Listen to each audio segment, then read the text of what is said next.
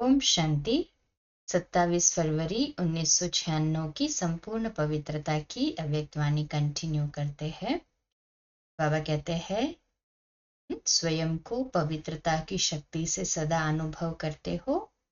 व्यर्थ तो सदा नहीं रहता है ना, तो व्यर्थ को सत्य कहेंगे। झूठ तो बोला ही नहीं, तो क्यों नहीं सत्य है।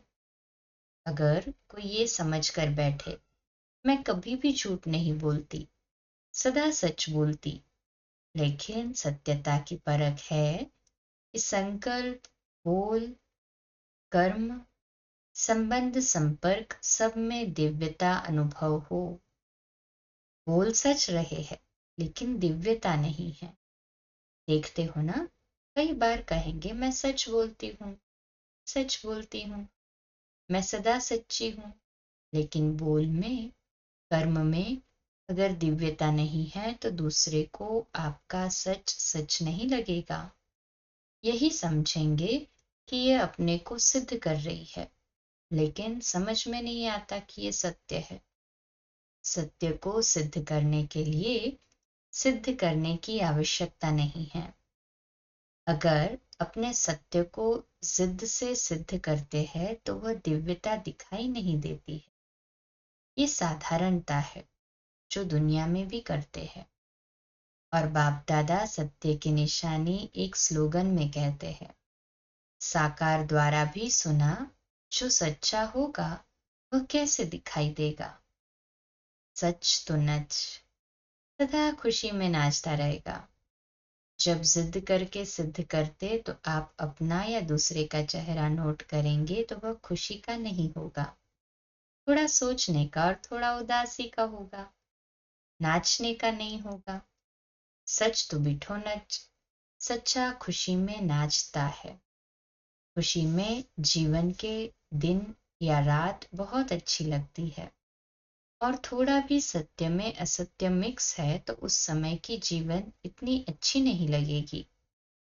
तो सत्यता का अर्थ ही है सत्य स्वरूप में स्थित होके चाहे संकल्प, चाहे बोल, चाहे कर्म करना। आजकल दुनिया वाले तो स्पष्ट कहते हैं कि आजकल सच्चे लोगों का चलना ही मुश्किल है, झूठ बोलना ही पड़ेगा। लेकिन कई समय पर, कई परिस्थितियों में ब्राह्मण आत्माएं भी मुख से नहीं बोलती, लेकिन अंदर समझती है कि कहाँ कहाँ चतुराई से तो चलना ही पड़ता है। उसको झूठ नहीं कहते लेकिन चतुराई कहते हैं। तो चतुराई क्या है, ये तो करना ही पड़ता है, तो वह स्पष्ट बोलते हैं।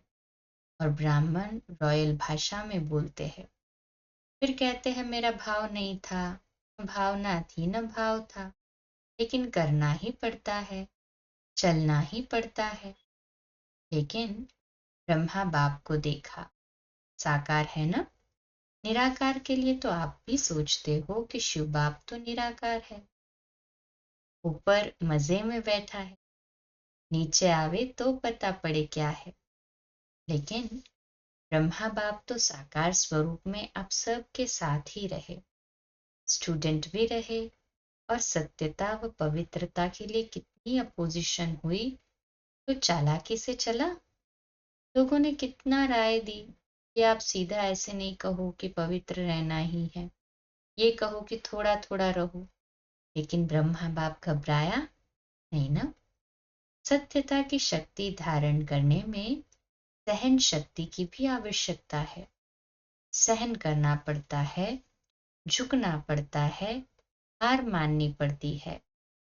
लेकिन वह हार नहीं है, उस समय के लिए हार लगती है, लेकिन है सदा की विजय। सत्यता की शक्ति से आप डायमंड जुबली मना रहे हैं।